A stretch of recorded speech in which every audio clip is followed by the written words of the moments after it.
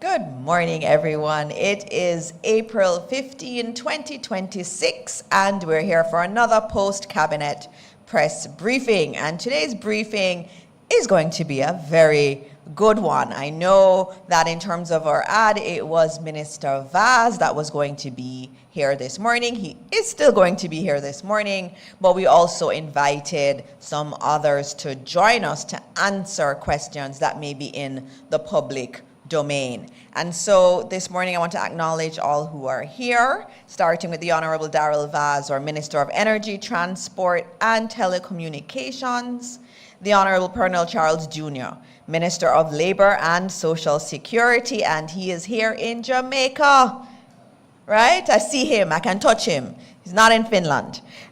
Senator Marlon Morgan, Parliamentary Secretary in the Ministry of Education, Skills, Youth and Information, or Permanent Secretary in the Ministry of Education, Skills, Youth and Information, Dr. Kassan Troop, and I always say the best ministry. Mrs. Kedisha Campbell Rochester, Permanent Secretary in the Ministry of Energy, Transportation and Telecommunications. Mrs. Dion Jennings, Permanent Secretary acting in the Ministry of Labor and Social Security. Tamara Robinson, Acting General Manager at Petrojam and Team. Commander Alvin Gale, Director General of ODPEM. Hugh Grant, President and CEO of JPS. I'm not seeing him in the room. Members of staff from the supporting government ministries, departments, and agencies, students who are here, young Jamaicans in the audience, members of the media, Jamaicans watching at home and abroad, good morning to you. Now, as I said, it was to have been Minister Vaz this morning, and I know Jamaicans love to hear from Minister Vaz. But as a government, we feel it's very important that we respond to things that are in the public domain. And yesterday, there were a lot of things that were said. We firmly believe it's really an attempt to distract from other issues that have been in the public domain. But we as a government, we're a transparent government. And when things are said in the public domain that are incorrect, we do come and correct it. And so I want to thank Minister Pearnel Charles here live and direct, who is going to come and respond. And we also have with us Commander Gale, who will be responding in relation to the use of the I Support Jamaica website and how the funds have been used. That was brought up yesterday, and so he is here this morning to answer those questions. Minister Vaz will also be here to speak in relation to oil prices. It's something that's a concern to many Jamaicans. But before we start, I usually give you some highlights of things that are happening across government. I can't go into all of them this morning because of time, but there's an important one, which is the Prime Minister's tabling yesterday of the NARA bill and the starting of the debate. And that's a very consequential bill. As we all know, Hurricane Melissa destroyed a significant portion of Western Jamaica. But as a government, we've also recognized that it is important that we build in resilience across the country. Another hurricane can come, and that hurricane can disrupt our activities across any part of the island. And so this resilience building is important, and as important as reconstruction. And so NARA provides a unique framework for doing so. It's a mechanism we have not used before, but other countries around the world have used it, and they have been successful in using this type of a mechanism. I believe both us in the government and the opposition, we are both aligned in saying that capital projects take too long in Jamaica. The leader of the opposition pointed to it in his budget presentation. He's pointed to the underspend of the capital budget, and it is a concern we in government also have. So in view of what has happened in the West, it is important that we're able to build back quickly. And the systems that we have, robust as they are, they do not facilitate the quick redevelopment of the West. And so it was important that we found a mechanism that would allow for us to do this quickly. We don't have 20 years to wait to get all of the work done that the Prime Minister has outlined. We only have a short period of time, and we have to put in place a mechanism that can achieve that. But a mechanism that has to have checks and balances in it. So all the projects that will be a part of NARA will be made public, will be taken to Parliament. And what it does contemplate is something that several prime ministers before have contemplated. How do we make the development approvals process simpler and quicker? And so NARA has step-in rights that are associated with it that allows for that in the case where a development agency, an entity that's supposed to give approvals, is taking too long. It is novel. It is different, and I implore all Jamaicans to look at that bill. It is a different bill. It's a different mechanism than we've used in the past. But the aim is to ensure that we can redevelop the West quickly and also put in place the resilience building projects that are so absolutely necessary. The NARA bill also speaks to the strategic projects. These are private sector projects. And I know the private sector is always arguing it takes too long to get anything done in Jamaica, and they are correct. And so in the NARA bill, there's also provisions around strategic projects. These are projects over US $15 million, and NARA can expedite the approvals of those projects within defined areas. So it is a wonderful mechanism, as again, it is different. It is different than what we have done in the past. But it is important that it is different, because what we've been doing time and time again, year and year again, is underspending the capital budget when we don't even have a disaster.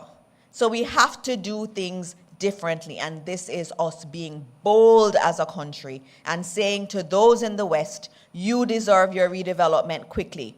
Your redevelopment cannot get caught in bureaucracy. But also saying, while we are looking for speed, we also have to build in accountability through the Oversight Committee and other mechanisms that have been identified in the bill. So that's a very long way of saying, please look at the bill and also put it in context in terms of the time that we are in. And so having said that, I'm going to move on to our first presentation, and I think that's going to be coming from Minister Charles. And so this morning, yesterday, you'd have heard some criticisms of the historic roofs program. It's the first time we've been able to give that kind of support to persons who've been affected by a natural disaster. And the minister and the people in the Ministry of Labor and Social Security have done awesome work in trying to move very quickly to get support to those who need it most. And so we expect there will be some challenges, and so this morning we are going to have the minister and members of the team speak to what's really happening in roofs in terms of the disbursements that have been made and any challenges that they may have. And again, it's a lot of people being served, and the minister has been doing a lot of work to serve as many as possible, and they're going to be able to tell you about that this morning. And so without further ado, I welcome our Minister of Labor and Social Security, the Honorable Pearnel Charles Jr.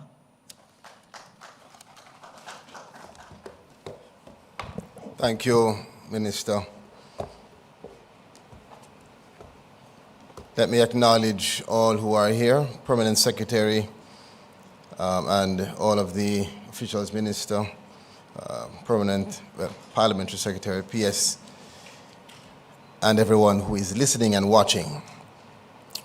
Now, I must tell you, it has been now 6 months. We're in the 6-month period following Hurricane Melissa. And the team at the Ministry of Labor and Social Security and other stakeholders that continue to work with us are still on the ground. Still working, still at it, still in the communities, still pushing to improve and to advance execution, still listening, still adjusting. And we are now at, and I want to provide these numbers, Minister, we are now at, and I'm using, if you can see, our dashboard, which is a reflection of the improvement in the system that we used in Beryl to a digitized system, modernized framework that allows us to have real-time updates. And I can show you we are at 113,234 household assessments completed. And I want to challenge persons to do the research, compare what we're doing here to other countries of similar size or even larger, more developed countries in terms of our capacity and the determination to get these things done in a timely manner. It is important for us to note that because the information I'm providing should not be provided just to combat misinformation or narratives being created by others. The hope would be that because of the nature of the circumstances that led us here, we would have unity of purpose, but that is sometimes fleeting hope. The reality is that we have to continue, Minister, Senator, to communicate, because there are efforts to mix truth with exaggeration and lies. And that causes a lot of confusion for the public who ultimately, because they don't know what is true, sometimes fall into disdain. So I give you these figures not as bragging, but more as providing clarity as to the level of work that is being done on a daily basis by your ministry, your government. Now let's break it down. And again, I go to the dashboard. Of the 113,234 in this real-time update we're receiving right now, there are 5 levels of assessments. No damage, no significant damage, minor, major, and severe. And this is, again, another point of contention that must be clarified. We have said it before, but let me say it again.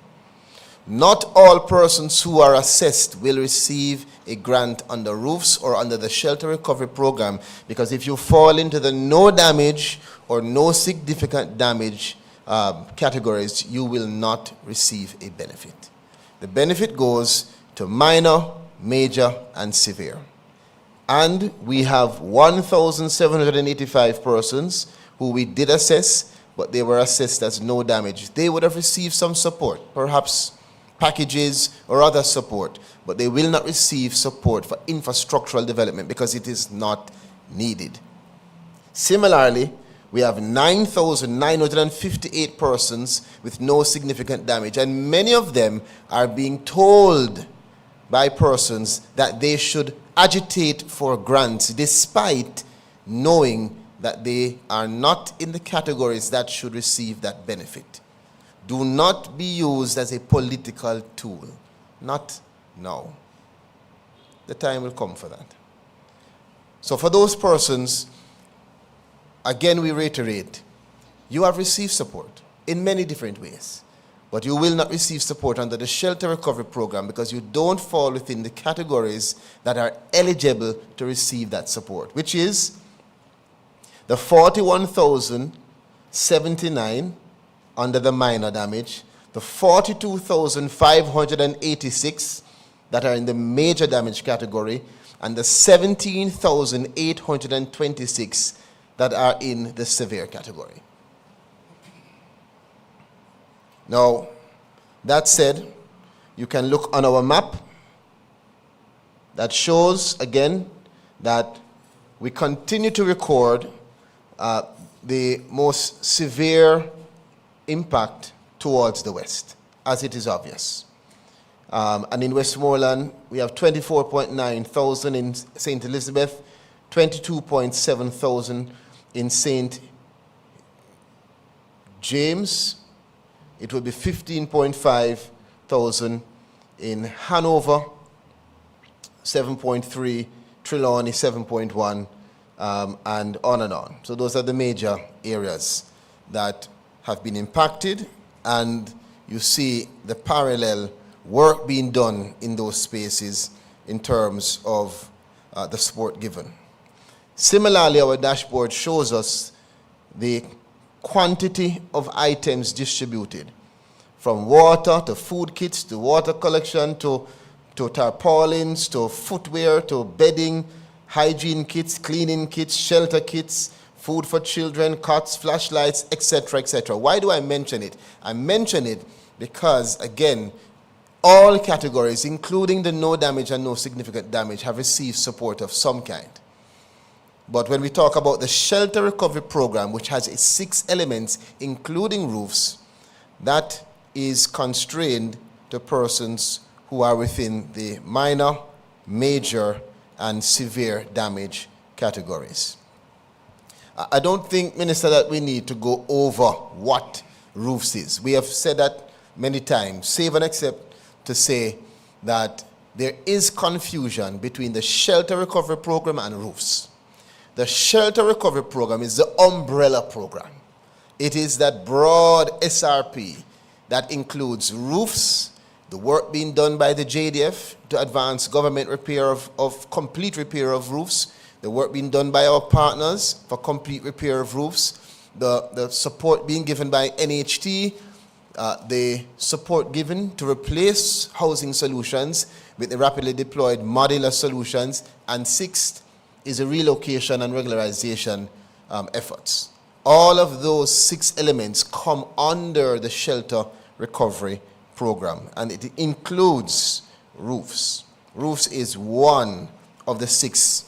Now, there are 3 principles that are critical in assessing or analyzing how we have distributed support and how we continue to distribute support. The most important principle is 1 benefit per household.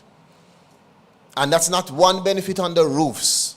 It's 1 benefit under the shelter recovery program. So if you are a participant in the government-led repair, meaning the JDF has come and fixed your roof, you should not be a participant in the roofs program, and vice versa.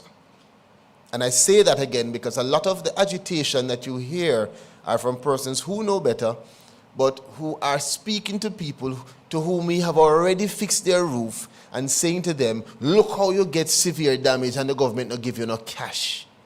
So let me clarify, as we have said before, and we say at every ceremony, and I have been asked before, Minister, why are you going around and doing these ceremonies at each parish, despite the fact that you sometimes give out the vouchers before? The reason is because the ceremony is not just about the passing over or distribution of cash grants. It is an opportunity, Commander Gale, for us to interface directly with the members of parliament, the councillors, the constituents, the church leaders, the community leaders, and to reiterate and reaffirm to them the principles that guide this program. Principle 1, as I said, 1 benefit per household.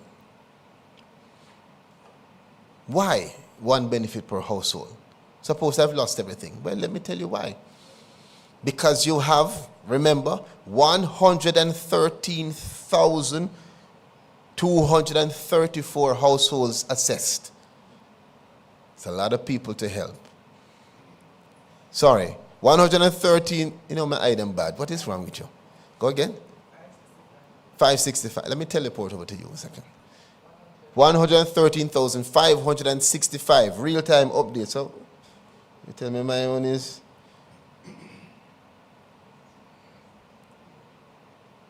Okay. This phone is on Finland settings. My apologies. I'm going to fix it. So, again, the reality is that we have a lot of persons to distribute support to. So the principle is 1 benefit per household. The second principle is prioritizing severity. What does that mean? It means that the persons who are most impacted are the ones that we are targeting in terms of providing support first. So you will see when you look on the list in terms of the distribution of the initial $10 billion allocation, and we say initial because we anticipated based on the numbers that more will be needed.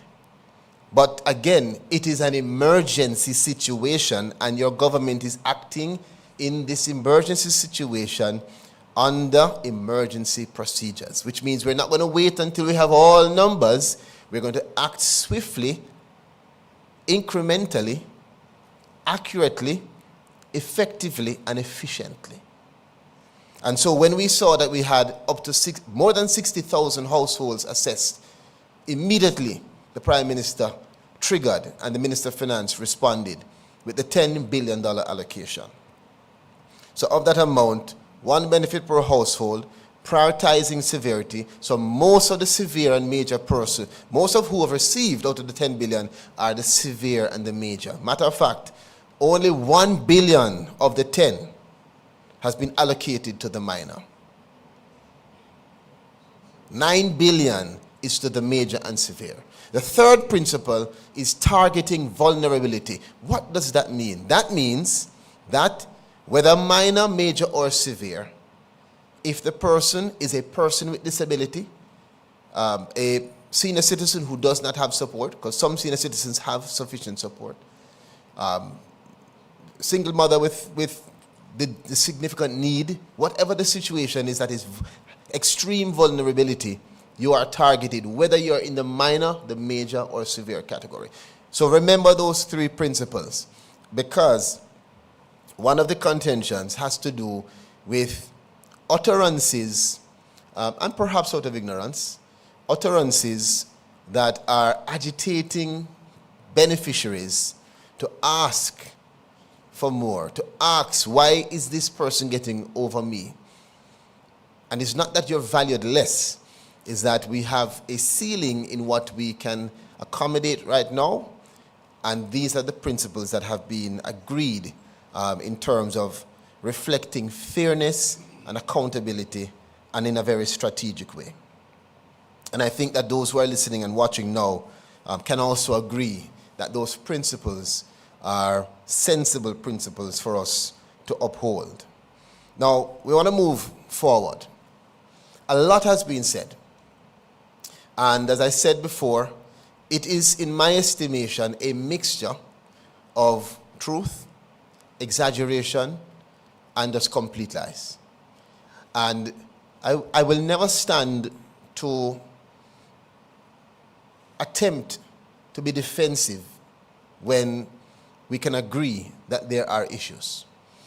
And this is the first time we've implemented this kind of system, and there have been issues. Matter of fact, we are the first to say it. We were the first to acknowledge it. We came here with Minister, and we went through the issues. We indicated that there are issues, for instance, with the number of locations in terms of redemption, and we expanded the number of locations, and we're now moving over 70-odd locations across the country for hardware and cash redemption. And that continues to be expanded because more is needed and will be needed. And it is a process, as you can understand. And one of the reasons why we can't just snap our fingers and when someone calls me, add on a hardware, add on another location, is because we have to execute this with the contemplation that we will be held to account. So everything has to be done with the anticipation of auditing. It has to be done in a way that will be procedurally correct, and that itself takes some time. However, we do acknowledge that there have been these issues, but what is important is for leaders in the communities and the constituencies not to repeat issues that have been solved as if they are continuing or pending. And that is what I see happening, and what we heard yesterday. For instance, in Westmoreland, there was reference to the absence of locations where we know in Bethel, for instance, there are no locations, but previously there might have been the need for locations to be upheld there. So again, it might simply be a matter of ignorance, and if it is so, then we can understand. But we are here to bring you forward and bring you the knowledge. Another important matter is in relation to the actual process of collection. There are many persons who have been asking, what do I do if I have received a text but not a QR code? Because I think the word QR, well, the phrase, the QR code is very easy to remember. People are waiting for it. They want their QR code. And not everybody is getting a QR code. And what we have realized, again, you learn, you listen, you adjust, is that the persons who have not gotten the QR code but got the text almost feel like something is wrong. What's wrong with me? Why did my sister get a QR code and I got a text, Senator? Nothing is wrong. It's just it's really based on the formatting of your phone and whatever it is that the system has in terms of your phone. So if the system reads that you can accommodate the QR code, it will send you the QR code. If it reads that you can accommodate the text, it will send you the text. But it doesn't matter. If you get the text, you can carry the text, show them the text, and it will similarly be accepted. The code will be input into the equipment, and you will receive your benefit. So again, please, this is something we've heard. It does not make a difference if you received a text or a QR code. Both are eligible for validation. Now, moving fast, because I see Minister Vaz's team has now filled the entire room. I want to also acknowledge PS, who is here too. I just want to move quickly to finish off with two things. We have paid out to all eligible beneficiaries. Let me repeat. Even if I were to teleport somewhere, pick up $10 billion, come back, we would not be able, Minister, to make any further payments to any beneficiary right now, because we have completed the payments to all eligible, verified beneficiaries. Does that mean that the persons listening who have not gotten have been forgotten? No. What it means is that for one reason or the other, you are still in the process of being evaluated up to verification. Let me give you 3 examples. You have some persons who were not present when the initial assessment was done at their home. Their daughter was there. The daughter did the assessment, gave her information, gave her name. The GPS location was dropped and attached to the assessment. She then left to go back to work in St. Thomas. Father comes and says, but hold on, everybody around me get assessment except my house. Remember now, he cannot call his daughter because phone lines are not working initially, so he's not speaking to her. But in his estimation, he has not been assessed. He calls the Minister of Labor and demands an assessment. The minister calls the PS calls the CTD, and the CTD calls the director, who then calls the parish manager, who gets an assessment done immediately. But what happens is that on that demand, he has now placed himself in the batch that now has to be pulled for further investigation, because you now have 2 separate names on 1 GPS location, and therefore it is blocked from being paid out. Another scenario is one person who has multiple homes, and despite being told you cannot get paid out, remember it's 1 benefit per 1 household. You cannot get multiple payout. This person says to themselves, well, I am smarter than the system, and so I'm going to test to see if I put on different clothes and go down the road and ask whether I can. But guess what? It works. They don't recognize the person, and they do get assessed for a second home. However, because we're using a modernized system which is digitized, it doesn't matter if I don't know it's you. The system will identify your name and credentials, and it will pop up as 1 name for 2 separate GPS locations. You have just caused yourself to be removed and placed in the batch for further investigation. I'm going to give you a third scenario. The third scenario is where all is well. One person, one household, assessment done, everything is good, going through. We cannot find you. Because like 99.9% of persons in Jamaica, you have lost your phone number. You changed your number and you haven't told us. It's even to the point where one person called me to say that I should have known that the number was changed, because when the number changed, his WhatsApp automatically updated and my system should also have automatically updated his phone number. Let me say, we are not there yet. We're hoping to get there sometime soon. But until then, if your number has changed, please advise us. Let us know. And I've heard someone say that they went to the parish office and they said that they changed the number and they were not accommodated. And I want to completely refute that. However, we are open to criticism, and we have a process that allows for you to express yourself. And so if you go on our social media, mine or the ministries, you will see postings that give you numbers, email, and different mechanisms to contact us with any complaint or issue that you might have. Matter of fact, we have put in place a system that if you fall into any of those categories or others that might apply, you can check your status. Because remember, we asked the country to work with us so that at the end of February, we could stop the assessment process in terms of going out for new assessments. Now, that's the last thing I'll speak of before I go to the phase that we're in, Minister. Because it was raised yesterday about a call for a reopening of the assessments. Let me reiterate that in the initial stages, the Ministry of Labour projected 90,000 assessments being needed.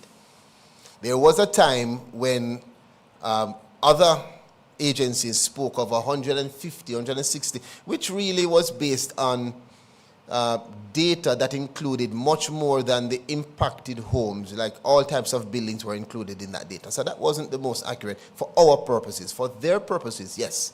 But for our purposes, we are focused not on buildings, not on commercial properties, but on residential properties that have been impacted and that were occupied.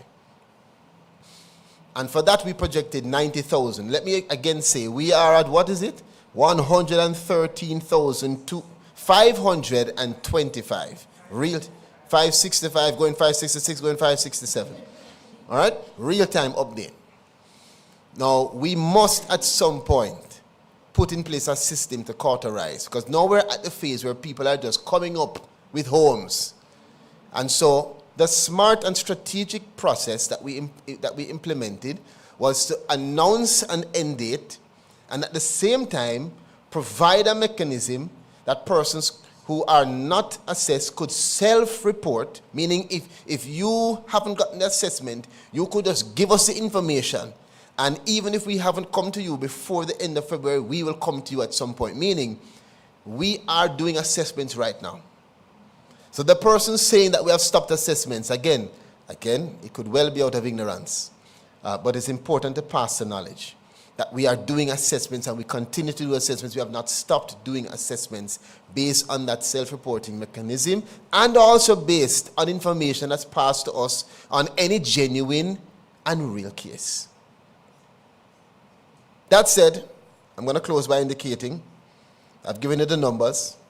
You already know the verification process. I don't need to repeat that. But I want to announce that we are officially in the reconciliation phase of this program.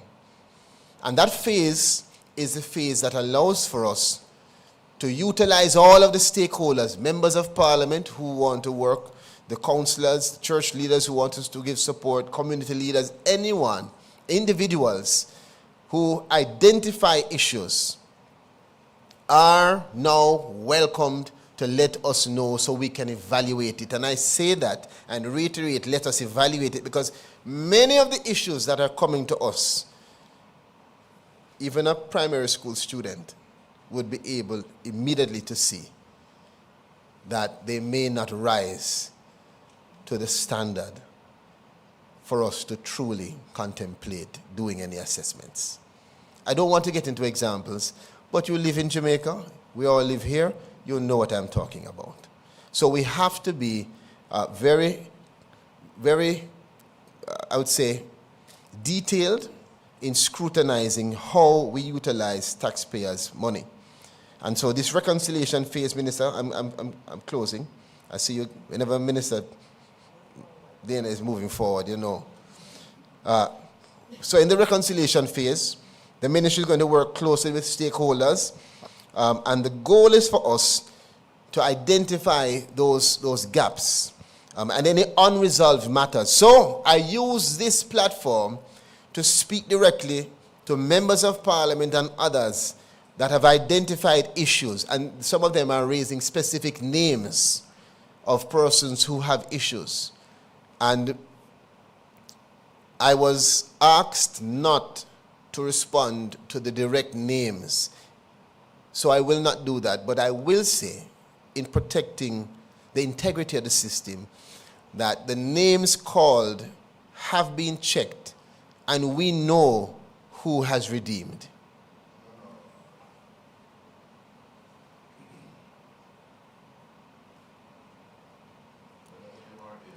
We know who has redeemed, because again, the problem that persons are going to have who are seeking to manipulate the system is that we are using a system that is digitized, and with innovation, it allows for us to have much more efficient processing of the data. So the reconciliation phase allows for us to now pull that information in, and more importantly, it allows for us to reconcile the issue. So anyone that has any concerns, instead of raising those concerns to agitate, which is your right, we are asking that you provide us with the concerns so we can resolve. I wish I had a church in here. I don't feel, I'm not. So instead of agitating, we want to resolve. Instead of echoing problems, we want to solve. The goal of the government is to make sure that the systems work for you. And for that system to work, all hands have to be on deck. We can't have some hands trying to cover your eyes and cover your ears from what is true. Okay? So, I want to close off there by just saying again, thank you to the World Food Program for their support. I want to give this quick clarification, Minister, because some persons, yes, I know the time, some persons are saying, but it's disrespect. They might disrespect me because it's only $37,000 I see. Now, if you got $37,000, you should be saying hallelujah. Because what it means is that you are on our system to get the roofs grant, and the $37,000 is an additional money. It's not the money you're getting on the roofs. And you may not have gotten the roofs grant yet, based on our principles, but you got that $37,000 because the World Food Program identified you from our list as one of the 16,000 households to receive their support, 50,000 persons. I want to say thank you also to UNICEF, 40,000 children on path, 1,500 children with disabilities received similar support. Okay? Yes. Wrapping up? Yes, okay, I'm wrapping up. Ms. Mitchell is, yes, right now. Yeah, right now, Minister Vaz. All right? Can I just give you the numbers to call? The numbers, 922-8000-13, or visit your nearest parish office, or you can email us at MLSS Hurricane Melissa, that is MELISSA, at mlss.gov.jm. Let me say it one more time. MLSS Hurricane Melissa at mlss.gov.jm. We also have 2 WhatsApp message phone numbers. We're giving you every means to contact us. 876-582-8972 or 876-849-8614. And for those of you on YouTube or otherwise, you can stop and replay to get over the numbers. All right? So I will end it there. Again, I want to say thank you to all of the officers on the ground, and I say that, last thing, Minister. That's the third last. My final last. A comment was made. I just want to, you can stand beside me, Minister, stand beside me. A comment was made yesterday, and I don't want to misquote anyone, but I have to address it. A comment was made about incompetence of the administration of the program by someone who should have known much better than to make that comment, because that is undermining all of the work done by the workers, the volunteers, the support teams from the international community, across government, across civil society. And I want to reject that wholeheartedly, and not even to respond to it, but just to say to all of you, this is a democracy, so those persons making those comments are free to hold that opinion. But I want you to be clear that the opinion of the Minister of Labour and your Prime Minister and government is that we are extremely grateful to you for your hard work, your commitment, and your dedication. Thank you. One love. Thank you very much, Minister, for those responses. I think they were comprehensive. Again, like we've said, I mean, I saw another incident last week where people go on public platforms and say things. We're available as government. If there are concerns, you can reach out to us and we will work it through. It is always very interesting when the first course is to have a press conference or to go out publicly on a platform. But as government, we continue to say and maintain that we're here if there are concerns around anything. We are here and we can work it through. And I thank Minister Charles for coming this morning and responding to many of the things that were said yesterday. Up next, we're going to have another quick response. We heard about the Support Jamaica website and the issues that were raised yesterday. Commander Gale has come here this morning with his data and his numbers to give you greater clarification. And so we're all about truth. That's what we're doing this morning, laying out the facts on the table. So welcome, Commander Gale, the head of ODPEM. Good morning, ministers, senators, PSAs, colleagues, Jamaica. This report will cover the period October 27 to 31 March this year. And I just indicate that the government of Jamaica, through the ODPEM, continues to advance and coordinate some structured programs following the impact of Hurricane Melissa last October. The information presented here relates to donations and grants provided to support response and recovery efforts for Hurricane Melissa. And I indicate that the funds have been received through multiple streams. Primarily, the ODPEM utilizes an online platform, merchant platform, within the Support Jamaica portal to facilitate online donations. Donations are also received directly toward donation $J and US dollar accounts held at local banks. Of the funds donated, approximately 80% have been via direct bank transfers. The donor base reflects a diverse mix of stakeholders, including governments, NGOs, individual groups, organizations, and companies. Thus far, just over 17,000 persons have donated to the Hurricane Melissa recovery efforts. Via the Jamaica Support portal, the following net amounts have been received. $69,790,904 in Jamaican dollars. In US dollars, some $1,374,500 has been received. No, sorry, wrong. Let me read it again. In US dollars, $1,374,502 US dollars as net has been received via the Support Jamaica portal. Via our donation accounts, $J, $295,916 has been received, and US dollars, $880 million has been received. Total amounts received and the US equivalents converted, we are speaking of $1,478,269,567 as net into the donations accounts held and managed by the ODPEM. To date, a portion of those funds collected have been approved for spend in supporting the Jamaica-led or the government-led repair program under the Shelter Recovery Program, and also to procure construction equipment to support emergency resilience activities as agreed to and requested by one donor. To date, some $146 million has been spent on the government-led roof repair program. That program itself has been augmented by some $400 million of donated roofing materials from partners.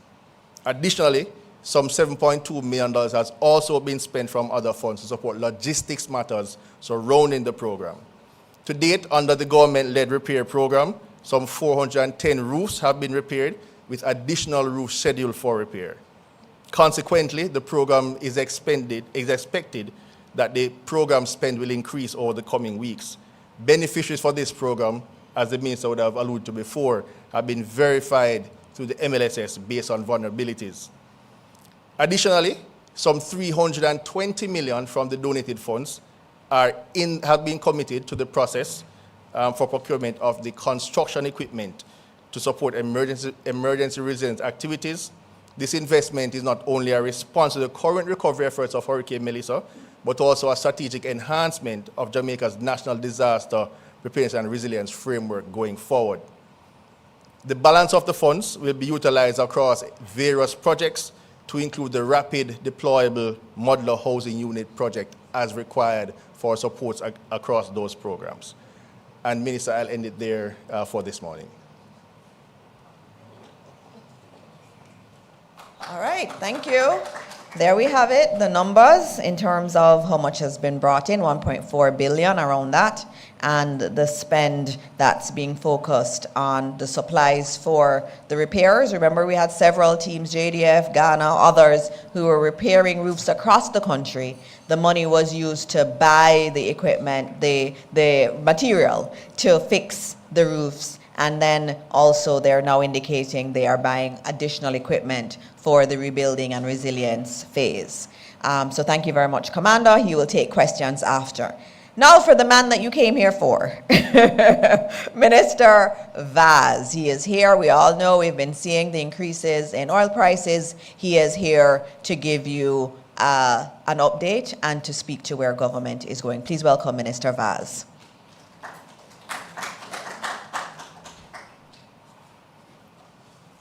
Thank you very much. Good morning to everyone gathered here, permanent secretaries, other senior ministry officials, and of course, those of you who are viewing from outside of Jamaica House. So this morning, I'm going to give an update on JPS restoration, since we are still dealing with Melissa. You heard Minister Charles and the DG of ODPEM, and also just a little update and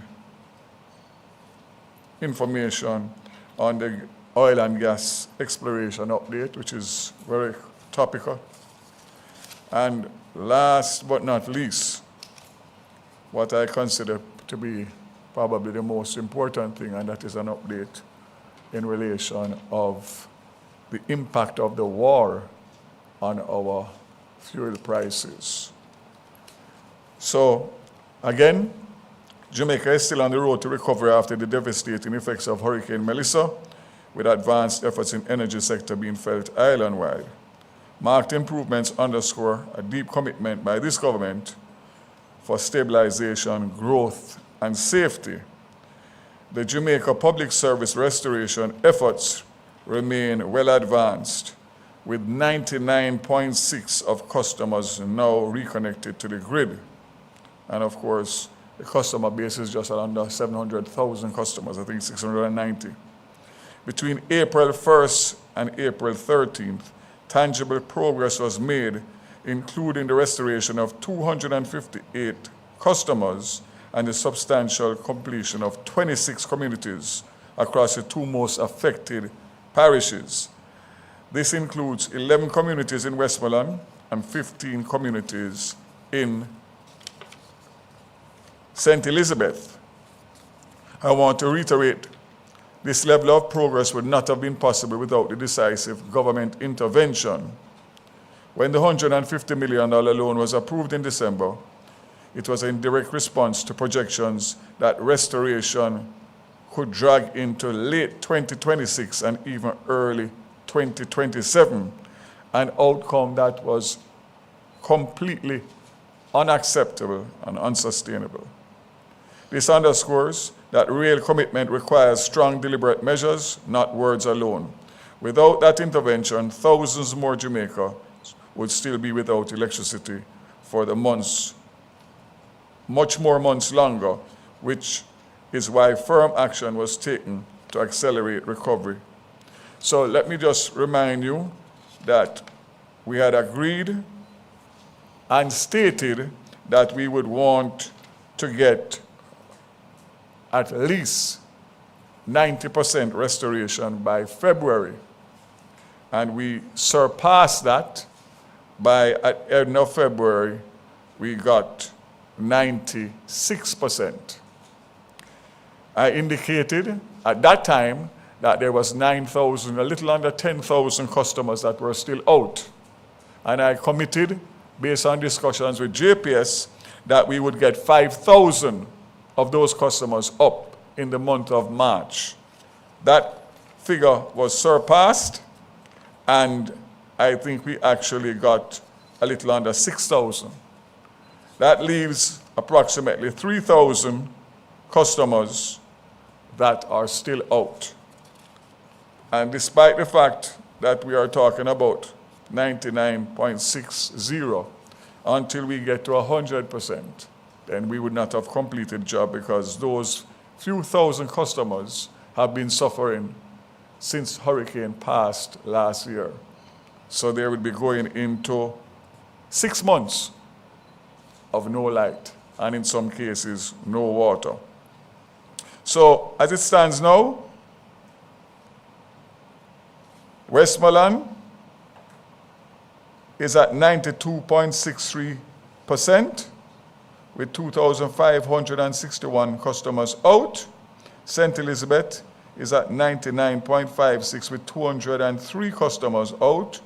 That is what totals the 99.6. We have 2,764 customers still out of electricity. We are aiming for the month of April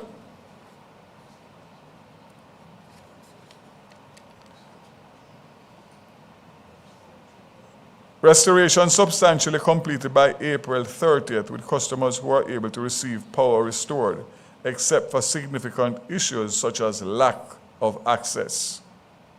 The major challenges that we are facing in those parishes: torrential rain and extensive flooding, which is hampering the works. And this has been, we have lost 13 days as a result of that. The community is substantially completed between April 1st and April 13th. Beersheba in St. Elizabeth, Brighton, Brampton, Cedar Valley, Cheviot Hill, Claremont, Cotterwood, Cottage Lane, Sandy Ground, Crawford, Darlingtoba, Flint River, Hopewell, Lower Works, Mulgrave, and Retirement.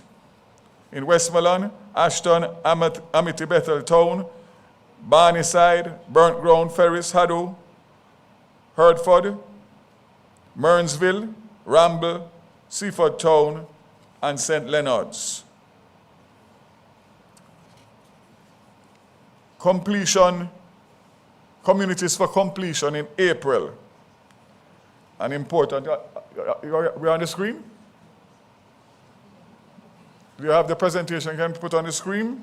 That will make it much more easier for me, so people can actually see that for themselves rather than me having to read out. So, as I said before, we have a little under 3,000 customers still out. The big problems that we have in the last mile, the weather, terrain, and access, which is mostly hilly areas with narrow, winding, and in some cases, damaged roads, landslides, limiting specialized vehicle access. Subsurface conditions. A significant portion of the remaining work involves rocky terrain that requires specialized excavation. This slows pole installation significantly and lengthens restoration time in areas with sparse population density. And lastly, customer readiness, and I want to speak to this again. Some customers' properties are still not able to safely connect to the grid due to the damage sustained from hurricane, even though electricity service is available in the areas. So again, we have JSIF working with them, and of course, now that Minister Charles and his team are far advanced with the roofs program, obviously those persons who benefit will be able to put their house in a condition that we can deal with them as quickly as possible. And bear in mind that the JSIF program is a grant program. So that means that each household that we prepare for connection is costing us anywhere between $150,000 and $180,000 that people just don't have at this point. And so far, we have spent in excess of $1 billion Jamaican dollars. So again, join up government. The big one now, the oil and gas exploration update. United Oil and Gas, which holds the exclusive license for the Walton Morant Basin, that's St. Thomas, has completed a surface geochemical survey and has shared the preliminary findings. The analysis identified C4 and C5 hydrocarbons, specifically butanes and pentanes in select samples. These are positive scientific indicators that suggest the presence of an active petroleum system offshore. Any move to drilling would only take place after full environmental and social impact assessment, stakeholders' engagement, and relevant permits and cabinet approval. This is a careful step-by-step process. The ministry, together with United Oil and Gas, continues to take a disciplined and evidence-based approach, ensuring that any decisions taken are grounded in sound science and in the best interests of the country.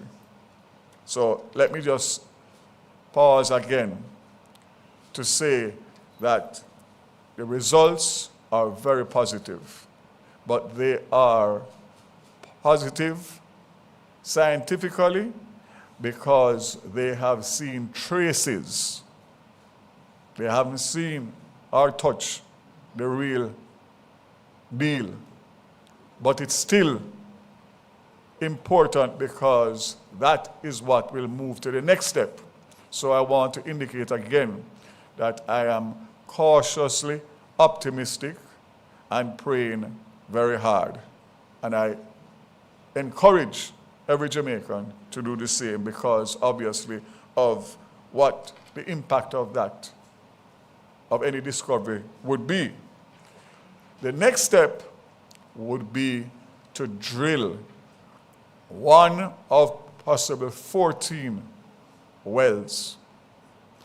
The one well would require a capital investment of between 60 and 80 million United States dollars. Now, in the scheme of things in the oil business, that's not big money. It's big money for us, but not big money in that industry.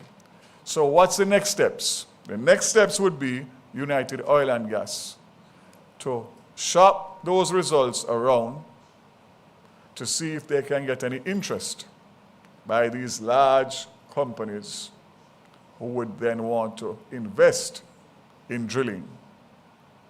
So far, based on the results and my discussions with United Oil and Gas, there are several companies that have already contacted them, some of which wouldn't answer their phone call a year or two ago. So that's very encouraging. And the last I spoke to him, he was on the way to the United States for this week to have several meetings with some of the major oil companies. So again, my commitment is to keep Jamaica advised every step of the way And I can indicate based on my discussions that if they were to raise the capital to drill, that wouldn't happen until late 2027, going into 2028. So the government, once there is an agreement for an investor to partner with oil and gas, they would have to come back to the government of Jamaica to renegotiate a drilling component. Right now it's just an exploration license that they have. So that will be another process. So again, cautiously optimistic, but definitely encouraged. And of course, we know that Jamaica needs some break coming on the heels of COVID, Beryl, Melissa, and now the war. I have with me here today Tamara Robinson, the Acting General Manager of Petrojam, Anika Clark, the Chief Financial Officer, and Ricardo Nains, Logistic and Marketing Manager. And it is important that I update Jamaica on the financial impact of global crude and petroleum price increases for Petrojam Limited. And I have tried to simplify it so that every Jamaican can understand the impact that this is having on Jamaica as a result of the war. So prior to the recent geopolitical tensions in the Middle East, global oil prices were relatively stable, on average $70 per liter, with moderate fluctuations. However, the escalation in tensions disrupted the stability, leading to sustained upward pressure on both crude oil and refined petroleum product prices. So we have moved from $70 per barrel pre-war to $100 averaging, give or take, just in a matter of a few weeks. International oil markets remain volatile and prices elevated, with continued uncertainty regarding future price movements. Jamaica continues to experience weekly increases in fuel prices, driven by upward movements in the U.S. Gulf Coast benchmark, which is a primary reference for refined petroleum products in the region. I want you to listen to me carefully now. Between March 12th and April 8th, the full increase in transport fuel prices averaged $49.20 per liter. So that would have been the increase based on the change in the oil prices. However, only $18 of that $49.20 per liter was passed on to consumers based on Government of Jamaica's pricing cap at Petrojam at $4.50 per liter per week, up or down. Meaning up $4.50, down $4.50. That's a cap on both up and down. This was made possible through Petrojam's pricing mechanism, which absorbed the remaining cost, amounting to approximately $8.6 million US, or $1.3 to $1.4 billion over the period. This was in order to cushion the impact on the Jamaican people. The ex-refinery prices as of April 9, 2026, E10, 87 gasoline, $176.88 per liter. E10 90 gasoline, $184.32. Automotive diesel, $189.25. Ultra low sulfur diesel, $196.09. The ex-refinery price comparisons with and without the cap price for April 9th, 2026. 87 octane with the petroleum cap, the Petrojam cap, 176.88. Without the cap, 203.65. The difference, $26.77 per liter, is what the cushion that was put in place. 90 octane with Petrojam cap, 184.33. Without, 208.37. Difference, $26.77 per liter. Automotive diesel, ADO, 189.25 with the cap, 253.94 without the cap, a difference of $64.69. Ultra low sulfur diesel, 196 with the petrol, 196.10 with the petroleum cap, without it, $270.60, $74.51 more per liter. So let me just repeat it again. The difference that has been saved by motorists, 87 octane, $26.77. 90 octane, 26.77. Automotive diesel, 64.69. And low sulfur, 74.51. Just think about that. The bottom line, gasoline prices would have risen by about $26.77 per liter without the cap, while diesel prices would increase much more, between $65 and $75 per liter. Now for the important part. Government's action. The government of Jamaica, through PetroJam and in coordination with the Ministry of Energy and the Ministry of Finance, has taken deliberate steps to mitigate the full pass-through of global price increases, stabilize local fuel prices, especially during periods of high volatility, protect consumers from sudden and sharp increases. PetroJam's pricing committee, which meets weekly, every Wednesday, as a matter of fact, this morning was their meeting, continues to monitor market conditions and adjust ex-refinery prices accordingly. While the current mechanism has been effective in cushioning consumers, it has resulted in significant financial losses by PetroJam, $1.3 to $1.4 billion in 4 weeks, which was not passed on to the consumers.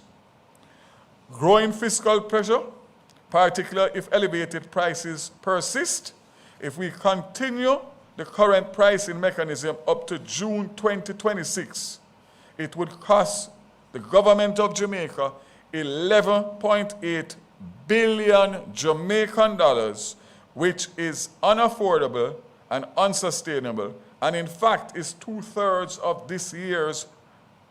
this budget year's revenue measures. So you have to understand the magnitude of the impact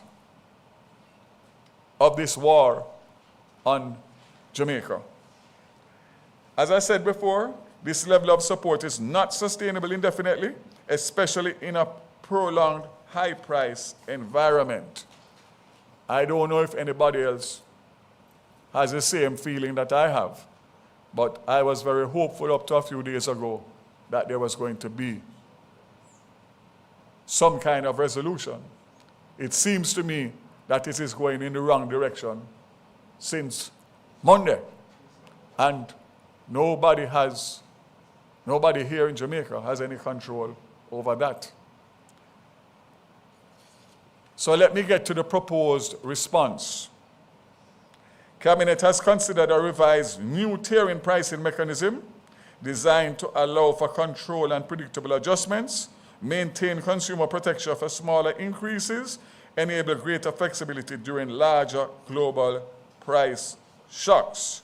As of today, the new pricing mechanism is as follows. Based on the war in the Middle East, it has become necessary to make changes to the pricing mechanism used by PetroJam to respond to the pricing uncertainty. A tiered approach is being implemented, which will see petroleum prices being more closely aligned to global price movements. This will allow PetroJam to be more agile and respond in a more timely manner to price volatility. What does that mean? Because you know that I just talk straight. It means that the $4.50 cap cannot be sustained. And it means that we'll have to have several different tiers of caps, probably 3, that will speak to what's happening in the market. And as I said, its pricing is weekly, so it means that we can adjust on a weekly basis. But let me be blatantly, truthfully, upfront, in your face. The government of Jamaica cannot stomach $11.8 billion with all of what we have to do and the contending priorities. And anybody who tell you any different, I'm sure they will, after this press conference, rubbish. No government in a situation like this can sustain that. So my words to you, Jamaica, is definitively you are going to see increases as long as this continues. We will do what we can do, but it is important that you do what you need to do to understand that you need to conserve. Starting today, government is going to have to look at policies to limit movements, especially transportation movements. I don't know, Minister Dixon, I don't know whether or not we go back to a COVID hybrid version of working from home, but something has to happen, because the level of traffic that I'm seeing on the road doesn't show me that anybody realizes that there's a war and the price of fuel and oil is just continuing to go up and up and up. So I'm sure that cabinet will deliberate and the government will come up with plans as to how to conserve, but it is 100% the responsibility of every Jamaican to realize that we are in a major crisis as it relates to the price of oil internationally. And therefore, you need to take responsibility for your household and your business to see what you can do. So, despite the global market volatility, Jamaica's energy security remains intact, supported by established finished product supply contracts and local refining capacity at Petrojam. So it's not a matter of not being able to buy. It's the price. So there's no need to panic. I saw some footage on social media yesterday in Guyana, I don't know if anybody saw it, that there's a shortage and a run on the gas stations down there, etc. Panic. We are not in that at all. We are very clear as to what we need to do to make sure that we have supply. It is a price, and of course, how we can work to minimize the increase on a weekly basis. Happy to say that out of the meeting this morning, there's a reduction. That's not a guarantee going forward. There's a reduction of 25 cents per litre on the last increase of the price, whatever the price was last week. That's not guaranteed. That's good that you have another chance to fill your tank at the current prices, less 25%. But that may change dramatically next week, bearing in mind that Petrojam has to buy and replenish their stocks on an ongoing basis at the market price. So, as I said, prices moved downwards this week, but the market conditions remain volatile given continued movement in the USGC benchmark. The government will continue to closely monitor international developments, maintain a balanced approach between affordability and sustainability, and take timely and measured decisions in the best interest of the Jamaican people. I hope that I have been clear, forthright, open, honest, transparent with the people of Jamaica as it relates to this very frightening scenario that we face. May God bless Jamaica, and I promise I will do everything, and I know that my cabinet colleagues will, to make sure that normality remains despite the uncertainty and volatility of the market, in the world market. Thank you. Thank you, Minister. That was quite sobering. Thank you for your presentation. Thank you to the team from Petrojam that's here and also from the ministry. So we are going to open up for questions now, and everybody is fair game. And so we're going to start with the first question. Ms. Rangel, thank you.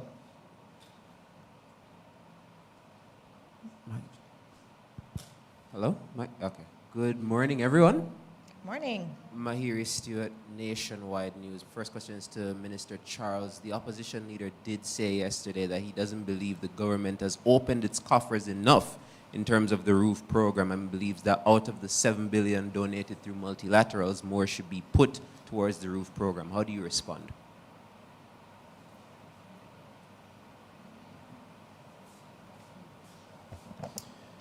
What I can indicate is that from the start, we have advised and we have always said initial $10 billion allocation.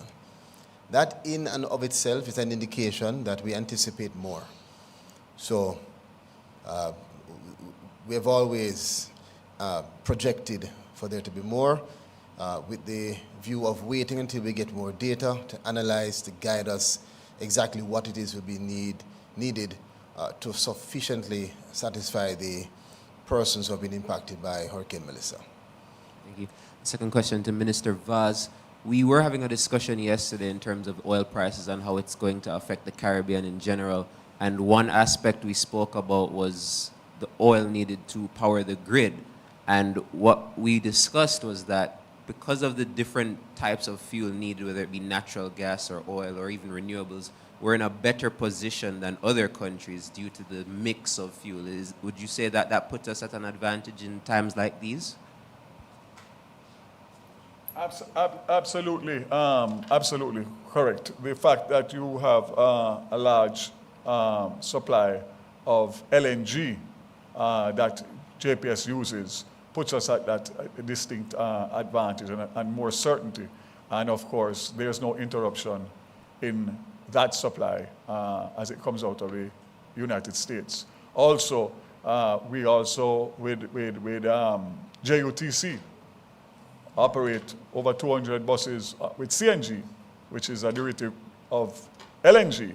So again, our move to cleaner fuel is paying off. But yes, you're correct in relation to the point you raised about the grid, for sure.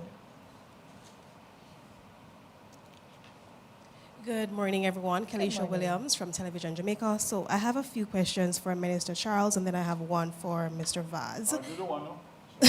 Okay, sure. In light of what we're seeing in the Middle East, the tension, is there any consideration for added concessions for electric vehicles? I know in 2022 there was some concession that's expected to end next year. Can you say? So there is already a policy for EVs of 10% duties.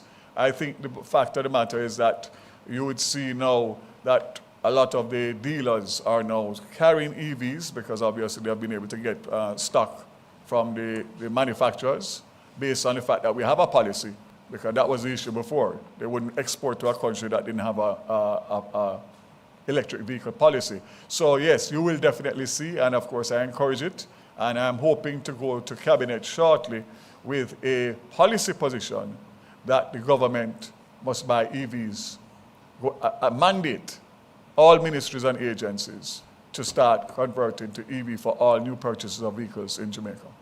I know I said one question, but just to follow up to what you said at the end of your presentation, you were speaking about restricting movement. Is that something that you plan to go to Cabinet with as well, similar to what we saw during the COVID-19 pandemic? So it's preliminary, but the fact of the matter is that we as a government have a responsibility to put in frameworks to make sure that the people are able to conserve. But obviously, very delicate in terms of how you do that, but we will have further discussions. But if this is going to continue, which it doesn't seem as if there's any immediate end to it, then the government has to take some decisions to be able to cauterize the consumption of fuel.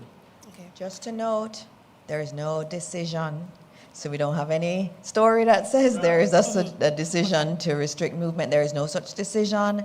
Cabinet will be looking and monitoring, as Minister Vaz has said. Okay, and for Mr. Charles, based on what we're seeing, especially in Westmoreland, people have been traveling long distances for the cash portion of the grants, so as far as St. James. Can you say how the ministry plans to address this? And the opposition, you alluded to it earlier, the opposition has called for the government to reopen the assessment of the roofs program so more people can benefit. Is the government considering that? And my final question for you, how exactly did the government arrive at the $10 billion for the roofs program with over $8 billion spent so far? Do you think it would be enough to cover the close to 100,000 people who applied to receive all the benefits? Thank you. All right, thank you. Testing my memory today. Number one, we acknowledged that issue early out, and we have been working with the third-party partner who is in charge of expanding those locations, and they're the ones in charge of the redemption process. And we can announce that we have expanded locations. I gave a figure earlier. I think it was more than 70-odd locations now, moving from 20 or so in terms of opportunity for persons to redeem both the hardwares and for the cash redemption. So that those matters have in large part been resolved, and we are asking persons where there's any need or concerns to advise us so that we can continue to expand where necessary. The second issue relating now to the assessment. Assessment, Yeah, right? how you arrived by the $10 billion Yes. for the roofs program, yeah. Yes. So I had said it earlier that at the time when we calculated for the 10 billion, we were over 60,000 household assessments completed. So it was based on a 40-40-20 estimated ratio, and the calculation that fits that in terms of 75,000, 200,000, and 500,000, which led to us having the $10 billion being sufficient to satisfy that number. The last question related to the So do you think it's... potential for reopening the assessments, you said? Yeah. So let me be clear. Assessments have never stopped. Even now we are assessing, perhaps while we are here, assessments are continuing. We at some point had to cauterize the number of persons coming in to say that they need to be assessed, because we realized that at some point in the process we reached an inflection point where we were getting more persons trying to manipulate than persons who are genuinely in need. We have never turned back anyone who is genuinely in need. And that is why we have announced today a reconciliation phase that allows for the members of parliament, the opposition leader himself, church leaders, anyone who identifies someone in genuine need or identifies a situation that is in need of resolution to advise us so we can reconcile it. If there are persons who have been impacted, our goal is to provide the support. But we have to make sure that the system is not being abused. It's to be used, not abused. And so that's why we set the time at February, and we didn't just say we are stopping assessments. We announced a self-reporting mechanism for persons to be able, who we couldn't reach, to let us know, hey, we are here. You came next door, you didn't come to us. We added contact cards in terms of our distribution process. So if you went to your house and we didn't see you, we left a card for you to be able to contact us. And we posted on social media various ways of contacting us, which I read out earlier in my presentation. Phone numbers, email, WhatsApp message, or come to the location and see us. The last thing is you mentioned 8 billion. I'm not sure. Could you repeat that question. We said 8 billion. No, I was saying with over $8 billion already allocated, do you think it will be enough Okay. to cover What- close so- to 100,000 people? Right. So let me say two things. One, we have disbursed approximately 9.5 billion, not 8 billion. And that 9.5 billion is representing all of the current verified beneficiaries. Meaning, even if we had $9.6 billion, we couldn't do one more person right now. So we've done 100% of the verified households, which equal to 9.5 billion. Secondly, from the start, we have used the word initial because we never anticipated that 10 billion or 8 billion or 9.5 billion could satisfy our projection at that time, which was 90,000 household assessments, much less where we are now, which is 113,525. Thank you. Thank you. All right, Thank are you. there any more questions for Minister? Okay, we're finished today. None for you either. And so we're at the end of a very good day of post-cabinet press briefings. I want to thank all of the ministers. Minister Vaz, thank you. Minister Charles, who is in Jamaica, thank you. I want to thank you to Commander Gale and to the PSs that are here and all the team that are here. Today we were about giving you facts, giving you data. Please share the videos, especially in relation to the responses from Minister Charles, so that those who may have questions or are still awaiting their support, they can understand how to do so and what were some of the issues that may be at play.